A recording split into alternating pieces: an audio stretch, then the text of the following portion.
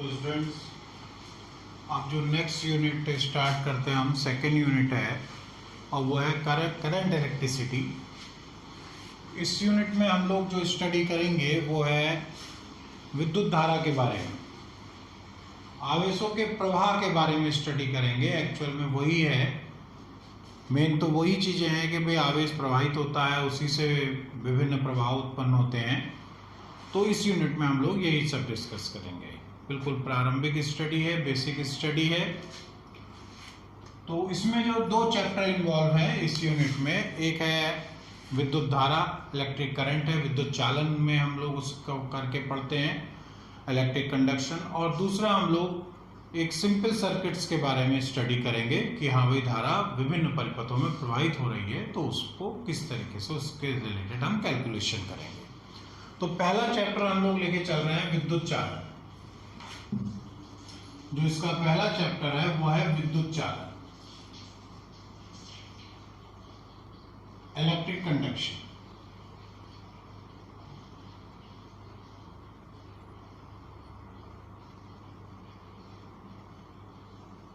पहला चैप्टर जो हम लेके चल रहे हैं वो है विद्युत चालन, इलेक्ट्रिक कंडक्शन। तो इसमें हमें क्या स्टडी करना है विद्युत चालन में, इलेक्ट्रिक कंडक्शन में? तो सबसे पहले इसमें आ जाता है विद्युत धारा।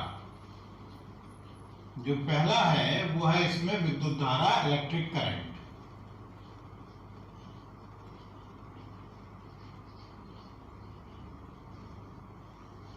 क्या होती है विद्युत धारा? देखो, एक धारा वर्ड जो है, धारा वर्ड से हम बहुत ही पॉपुलर, बहुत ही फेमिलियर हैं धारा वर्ड से। धारा, करंट, क्या होती है धारा? धारा हम कहते हैं किसी भी चीज का जो सतत प्रवाह होता है, लगातार प्रवाह होता है, उसको हम लोग धारा कहते हैं। जैसे मान लिया किसी नल से पानी गिर रहा है, अगर वो बूंद बूंद करके नल से पानी गिर रहा है तो हम उसे पानी की धारा का नाम नहीं देंगे। धारा हम उसे तब कहते हैं जब लगातार पानी का प्रवाह होगा। तो इस तरीके से जब किसी भी चीज का, किसी भी क्वांटिटी का सतत प्रवाह होता है तो हम उसे धारा कहते हैं।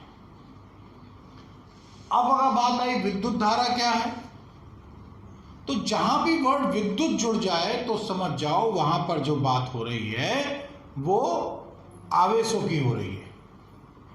तो आवेशों का सतत प्रवाह ही, लगातार आवेश कहीं से गुजर रहा है, चाहे वो इलेक्ट्रॉन है, चाहे वो प्रोटॉन है, चाहे वो आयन है, कोई भी हो सकते हैं।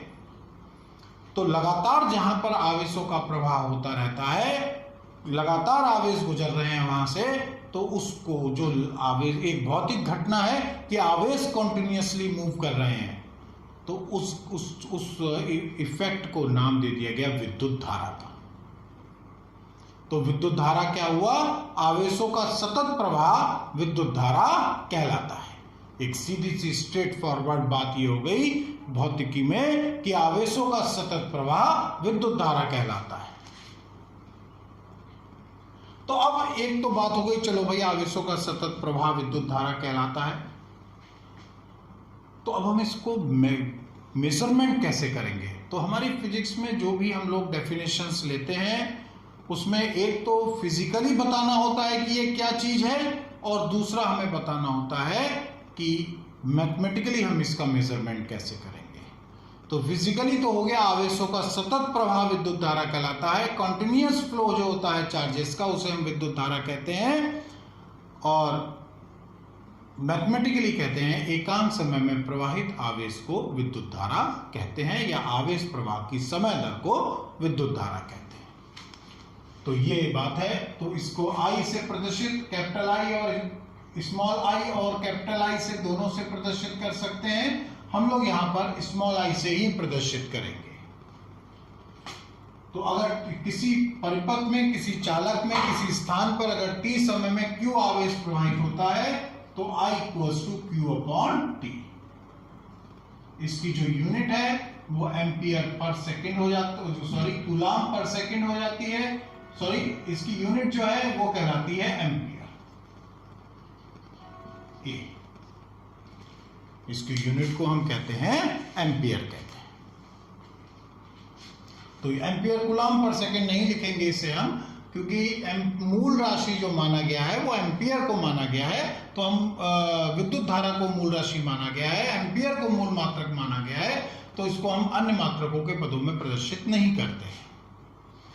तो ये है। अब इससे रिलेटेड है कि भाई तात्क्षणिक धारा कहते हैं, कहीं पर अगर जो आवेश प्रवाहित हो रहा है, अगर कहीं पर जो आवेश प्रवाहित हो रहा है वो कॉन्टिन्यूअस है, एक जैसा आवेश गुजर रहा है, तब तो I equals to Q upon T कर दोगे। परंतु अगर कहीं पर आवेश का जो प्रवाह है कभी कम हो रहा है, कभी ज्यादा हो रहा है, तो वहां पर हम विद्युत धारा को प्रदर्शित करते हैं।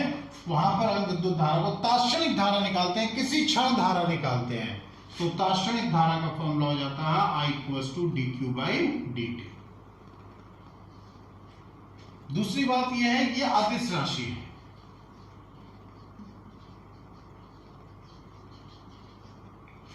ये जो वो है वो अदिश राशि है।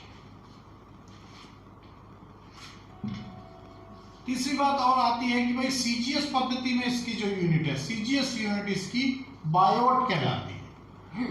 सीजीएस यूनिट इसकी बायोट कहलाती है, बायोट। और एक बायोट जो होता है वो 10 एम्पियर, इसमें जो रिलेशन होता है बायोट और एम्पियर में, वो एक बायोट 10 एम्पियर के बराबर होता है।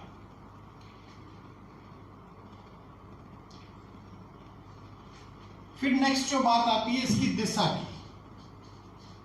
देखो बात ये आ गई कि हम इसे अदिश राशि कह रहे हैं, तो इसकी दिशा क्या हुई, फिर दिशा कैसे हुई। इसकी दिशा वो दिशा नहीं है जो कि हम सदिश राशियों के लिए बात करते हैं। सदिश राशियों की दिशा का मतलब ये होता है कि वो उस दिशा में प्रभावी हैं, उनका प्रभाव उस दिशा में है। सदिश राशियों की दिशा से वो मतलब होता है। पर यहां पर ये दिशा से वो सेंस नहीं है कि विद्युत धारा का प्रभाव उस दिशा में होता है, विद्युत धारा का प्रभाव उस दिशा में होता है, ऐसा नहीं शो करता विद्युत धारा की दिशा। क्योंकि आवेशों का प्रवाह है, तो मानक आवेश किसे मान लिया गया है, धनावेश को माना गया है, जो हम पिछली यूनिट में लेते हैं। तो धनावेश हम ये हर जगह कंसीडर करें कि धनावेश गति कर रहा है, तो जब धनावेश की गति की दिशा को विद्युत धारा की दिशा कहते हैं। मतलब कहने का अर्थ रिवर्स में ले लो कि विद्युत धारा की जो दिशा है वो हमें बताती है उस स्थान पर धनावेश की गति की दिशा, उसे ही विद्युत धारा की दिशा कह दिया गया। क्योंकि आवेशों का सतत प्रवाह है, तो जब प्रवाह की दिशा को प्रदर्शित कर रहा है उसे हम विद्युत धारा की दिशा कहते हैं। अब प्रश्न ये आ गया, आवेश दो प्रकार का होता है, धनावेश या ऋणावेश। तो किसके प्रवाह की दिशा को हम यूज करें, तो वो धनावेश को मानक माना गया। तो धनावेश के जो प्रवाह की दिशा है उसको हम विद्युत धारा की दिशा कह देते हैं। तो विद्युत धारा की दिशा धनावेश की गति की दिशा में, धनावेश की गति की दिशा में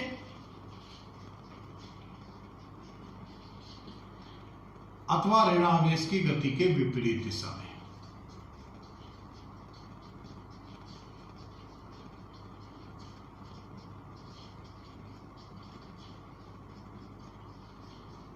धनावेश की गति की दिशा में अथवा ऋणावेश की गति के विपरीत दिशा में प्रदर्शित होती है।